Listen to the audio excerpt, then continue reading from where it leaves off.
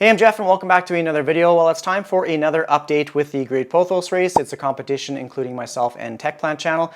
Now, a few weeks ago, he did post a sneak peek picture on his Instagram account after placing his plant in his greenhouse hyperbolic chamber type thing.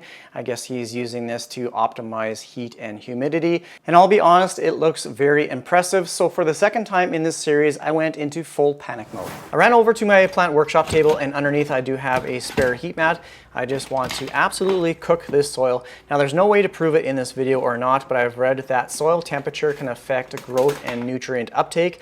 Now obviously if you have soil that is too hot or too cold, that can also affect the development as well. I do have an IKEA greenhouse cabinet, but as you can see, it's absolutely jam-packed, so there is no space in there for the Pothos as well as the plank. So after plugging it in, we're going to get that heat mat going. Now I'm also going to be topping up my humidifier here just so we can optimize humidity. I like to keep mine around the 50 to 60%. So after filling it up, I'm just going to take it back over and we'll put it on the high setting. Now as you can see, we're getting nice humidity, and along with humidity, you want to make sure that you have good circulation and airflow as well. So I'm going to just absolutely crank this to the top setting. And after a couple of quick adjustments with the light, I think we are set up nicely for some great growth. Since the last video, it's gotten 2 new leaves. Here is obviously the newest one. It's still sizing up and hardening off.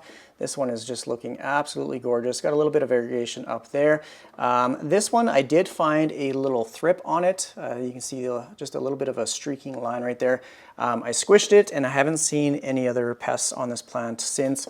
But overall, it's looking really, really healthy. When I originally placed the heat mat, I did have it underneath the plastic tray, and I just wanted to see how much heat would actually transfer through the plastic and into the pot. And obviously it wasn't very much. This thing doesn't get too hot. So today I just slipped it right underneath the saucers, just in the mat or on the plastic mat there. So I do have to be careful because I have these mats for just, I guess, water collection. If something overflows, I don't want it to go onto my floor. So I have to be careful not to get that heat mat wet, but I just want to kind of heat up that soil, see if it has any change or any effect with the variegation. I'm assuming that's why Matt's plant has so much variegation, is because of the heat. So I thought I would give the heat mat a try, but you probably won't see any results until the next video, so probably in another month or so. Everything else around here is looking fantastic. Here is my golden Hawaiian. This one looks like Matt's plant, so I'm hoping that I can achieve variegation like this on this one just by simply heating up the mat. So I'm going to grab this and we'll go on over to the plant table. If I don't drop it here. I'm going to bust out the measuring tape here in a second and we'll take some measurements of the leaves, but I'm just going to stand back and just get a full view of this plant. This is probably my nicest plant on a plank that I've ever grown. You can see how nice and straight it is.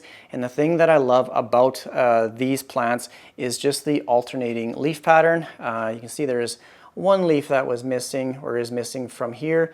It's the one I believe when I went on vacation it didn't survive, but you can just see how the leaves go from the right to the left all the way up the plank, and obviously you can see the leaves are sizing up as well as the stem. So it's quite thin down here, but as you follow the stem all the way to the top, it is getting pretty thick. And the thing that I absolutely love about these planks are the aerial roots. You can see it has some thicker, chunkier roots, and then it has these smaller little caterpillar feet.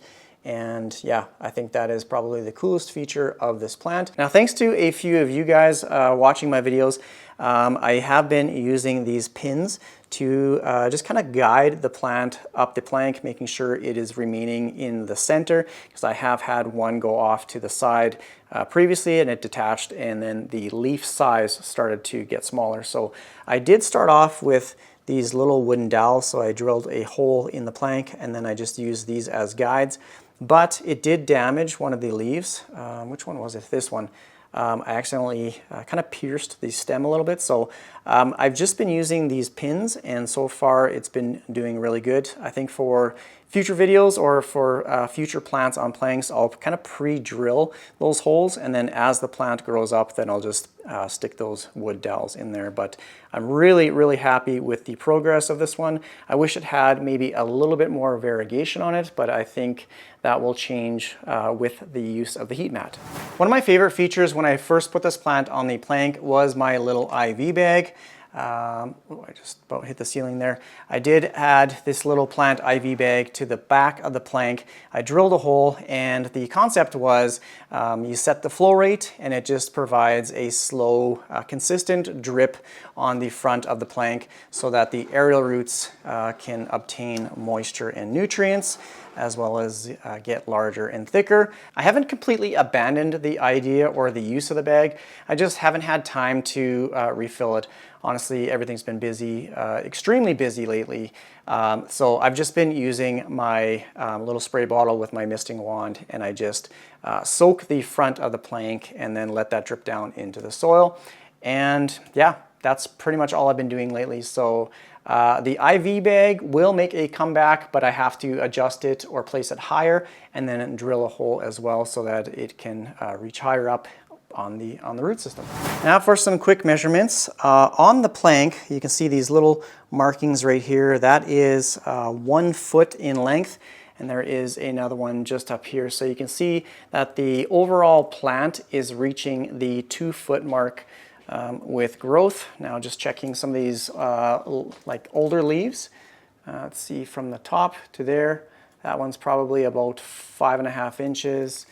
And this one up here, same thing from the top of the leaf to the very tip, it's about 6 inches. And this one is approaching about 7.5, close to 8 inches for that leaf size.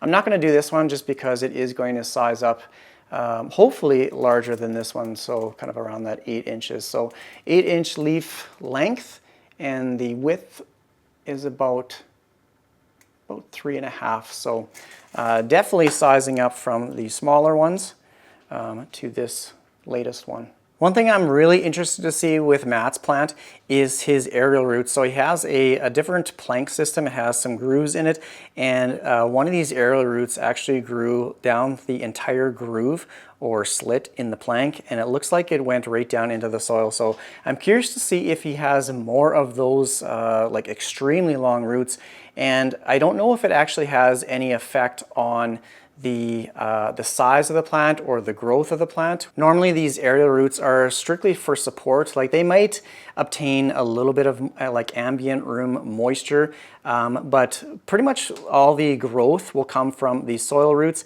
and these aerial roots are strictly for support with, like I said, maybe minimal absorption of ambient humidity and that sort of thing. So I'm curious, it'd be interesting to be able to put it to the test just to see if the like the aerial root length has any effect on the overall size of the plant. So I'm really curious to see the size of Matt's leaves and for his aerial roots. So I think that is a really cool concept, like with his plank system with those grooves. That's something that I want to keep an eye on down the road. But these aerial roots, like I said, is probably one of my favorite things about growing these plants on planks. It's just, I don't know, extremely satisfying seeing these plants kind of latch on and then climb up a plank system like this. So that's pretty much all the updates that I have with this plant. I'm really curious to see if Matt continues to use his medical supplies that he got as well. I know he kind of abandoned the idea just because he was having some issues with the flow rate.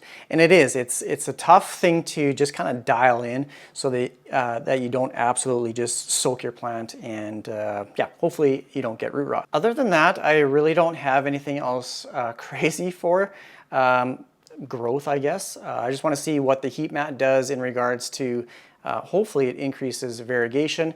I do fertilize with every watering, so hopefully that just gives it the little burst of energy that it needs, all the nutrients. And I don't let it get super dry like I would with any other regular type of pothos. So once I notice that this is dry, then I will soak the plank with my little spray wand and let it kind of flow out the bottom of the pot there as well, just completely saturating the soil. So that's pretty much it for this update video. Be sure to go check out THICCLY's update as well after this video, and I'm really interested to see what kind of progress he has had with his hyperbolic chamber. So I think that's gonna be pretty much it. Thanks for watching this video. Take care, everyone. Bye.